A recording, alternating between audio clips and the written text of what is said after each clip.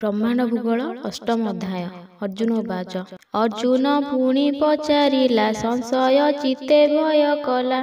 ଶ୍ରୀ ଭାଗବତ ପଦ ଅର୍ଥ ମତେ କହିତା ତୋଷ ଚିତ। ନମୋଇ ନୃସିଂହ ଚରଣ ଅନାଦି ପରମ କାରଣ।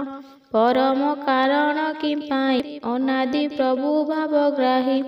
ଏ ଅର୍ଥ କହ ଫେଡ଼ି ମୋତେ ନମୋଇ ତୋର ପାଦ ଗତେ।